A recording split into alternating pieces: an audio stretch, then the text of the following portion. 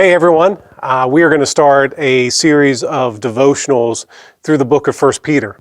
This last week I was in my own personal devotional time. I was reading through 1 Peter and there was a lot of things that God really highlighted to me that I want to share with you.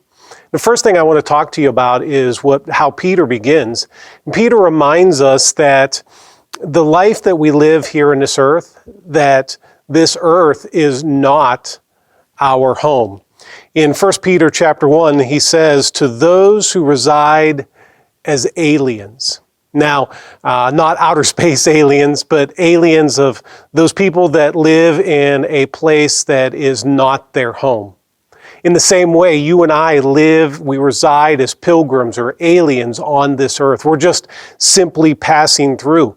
That's why in verse 3, Peter goes on, he says, blessed be the God and Father of our Lord Jesus Christ, who according to his great mercy has caused us to be born again to a living hope through the resurrection of Jesus Christ from the dead, to obtain an inheritance that you and I have. And listen to where he says it is.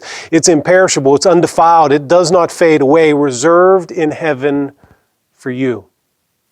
As much as we try to accumulate all the stuff on this earth, gadgets and money and relationships and popularity, he says, no, this is not our home. We have something even greater reserved for us in heaven. And then in verse 5, he says, we are protected by the power of God through faith for a salvation ready to be revealed in the last time. Our salvation will be fully realized when this life is over and we stand before Jesus in heaven. You see, don't get too attached to the things of this earth, because this is not where we belong. It happened a number of years ago. Mehran Karimi Nasseri, he was a political exile from Iran, and he fled from Iran and flew into the Charles de Gaulle airport in France. From there, he caught a flight and he was going to fly to the UK because his mom was of Scottish descent. When he landed in London, London officials would not allow him to leave the airport. Somewhere along his journey, either his passport was stolen or it was lost, and he was not gained admittance into the UK. They put him on an airplane, sent him back to France. Once he got to France, French officials would not allow him into the country either.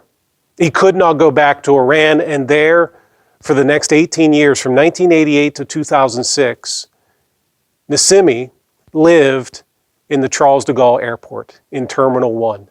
Later on, there was a book written about his life. Tom Hanks starred in a movie about his life, and he was stuck there. Even though he had a desk and a bed and all kinds of possessions, it still was not his home.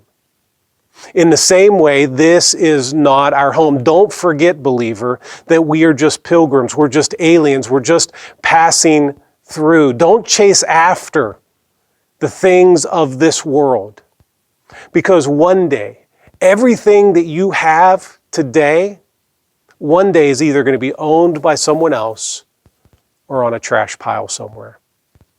Seek after the things that are going to last for eternity. Our inheritance that's reserved for us in heaven, it's undefiled. It will not fade away. And one day, it'll be fully realized in our true home. So I look forward to walking through the book of 1 Peter with you and see all the insights that God has for us.